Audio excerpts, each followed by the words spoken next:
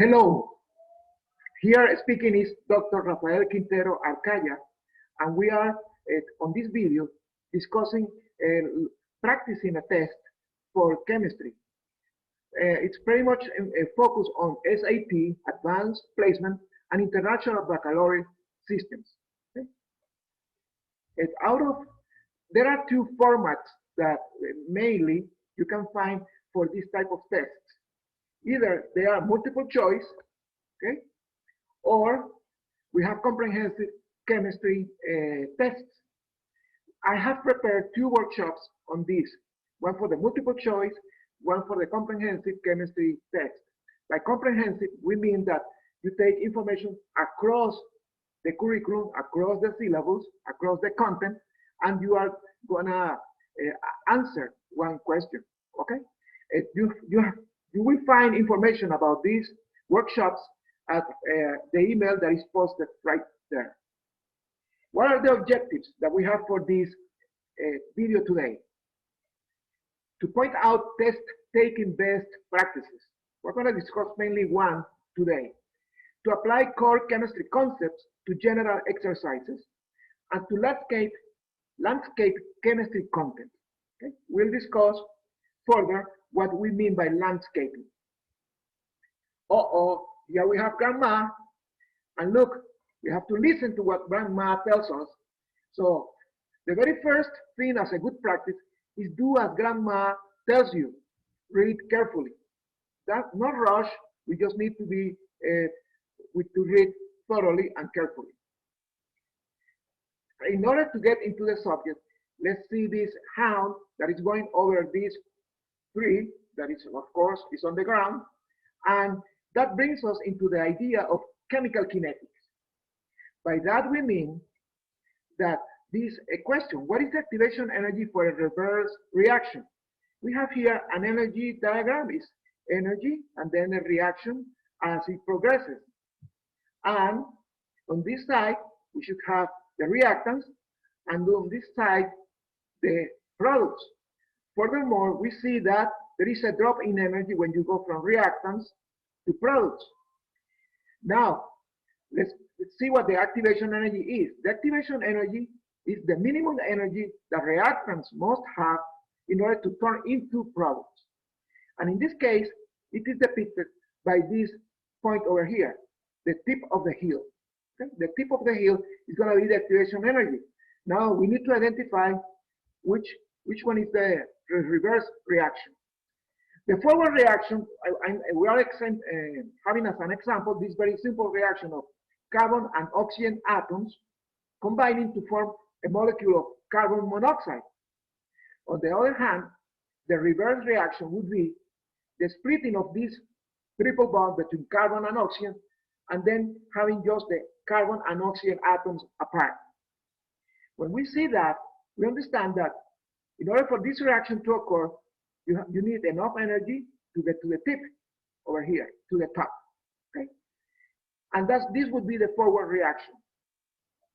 Whereas for the reverse reaction, you will need to follow this path a little bit taller if you are measuring from this point, the initial point.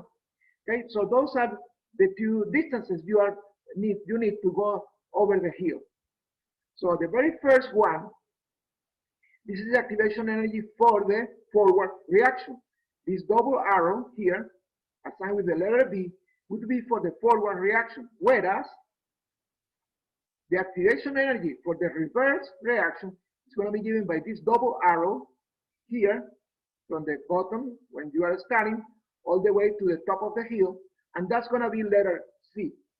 Okay, now there are good news also. Look, we do as grandma tells us, we read carefully, but if you did not, or maybe you became sidetracked throughout finding the answer, most can still be used. Whatever you did, if you are a sound practitioner of chemistry, then whatever you did, you still can use it. So all you need to do is keep yourselves together to continue and modify whatever you did.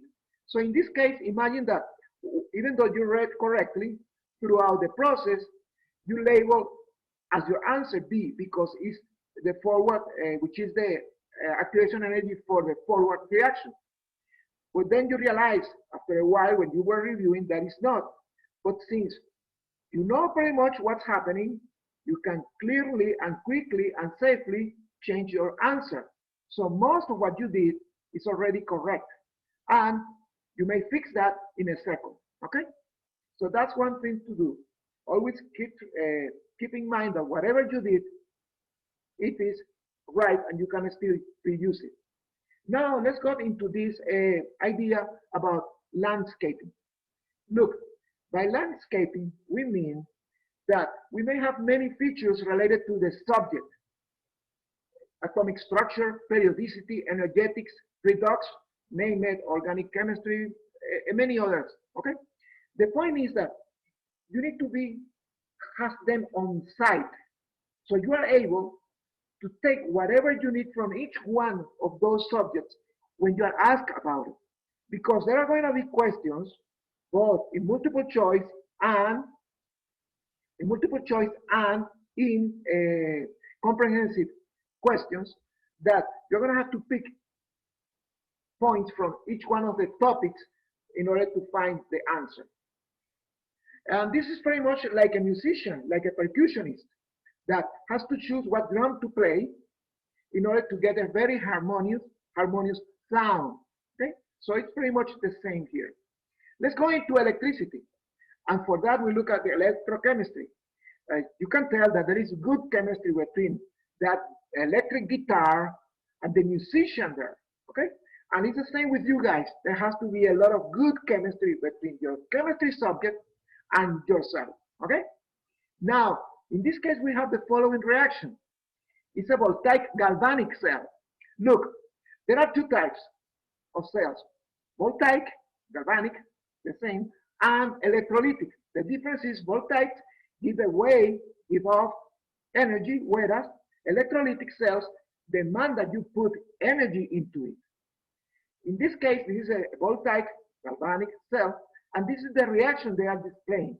They are saying that magnesium metal plus silver ions that are in aqueous solution, they're going to react and they're going to form magnesium ions that go into solution, plus silver metal that precipitates. So they're asking which reaction takes place at each electrode. They are being very kind. They are telling you that the anode for this voltaic cell is the negative electrode, and the cathode for this voltaic cell is the positive electrode. Well, we need to figure out which one runs on the anode.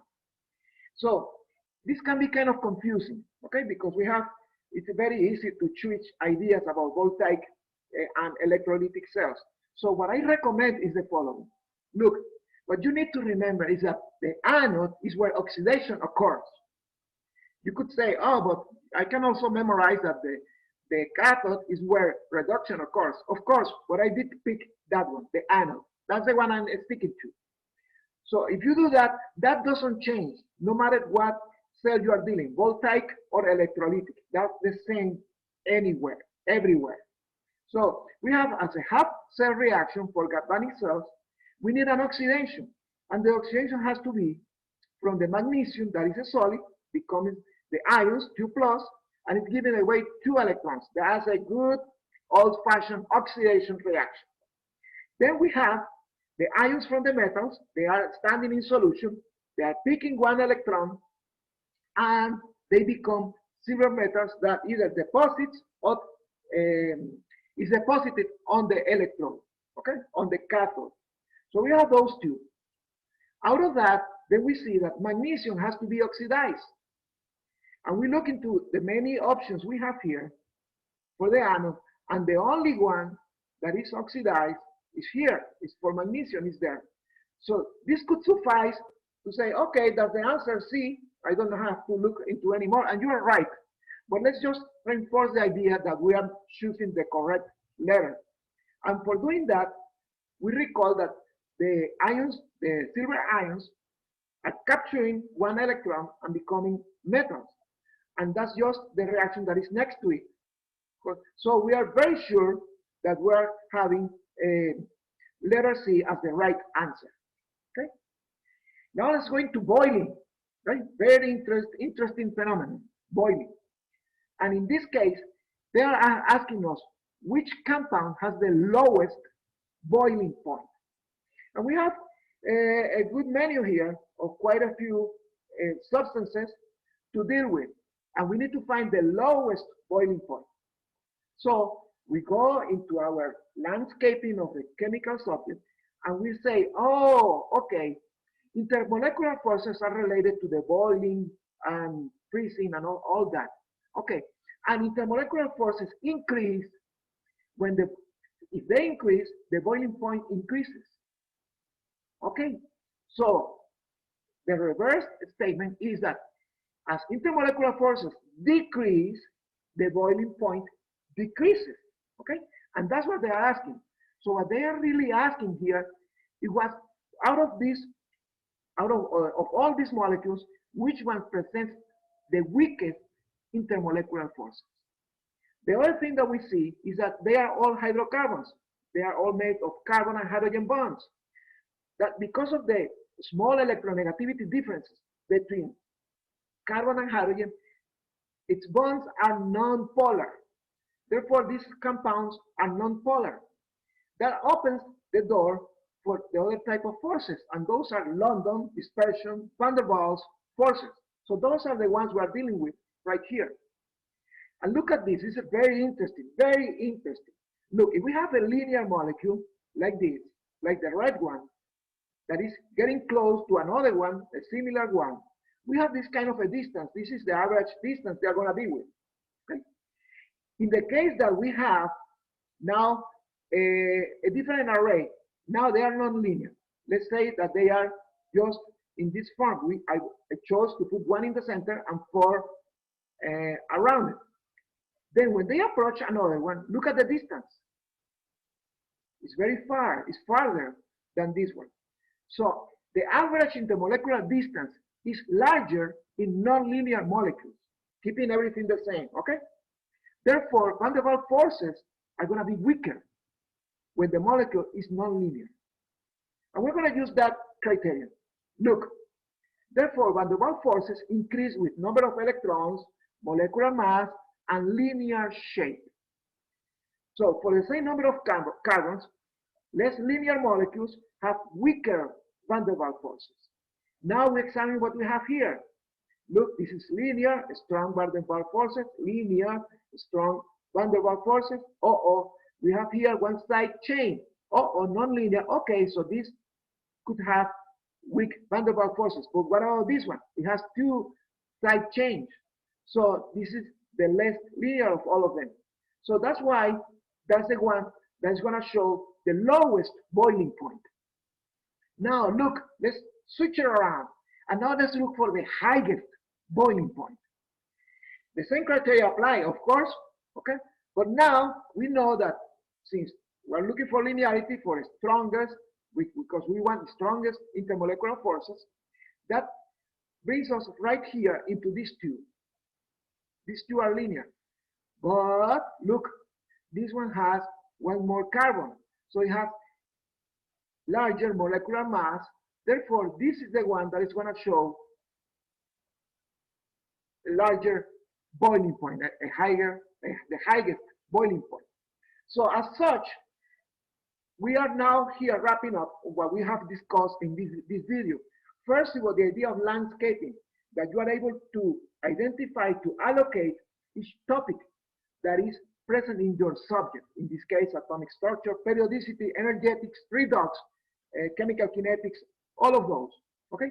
And then you are able, just like Catherine, you are able to take whatever feature you need from each one of them to solve whatever general question you may have up front of you. The second one, look at this somber look by this cat, okay?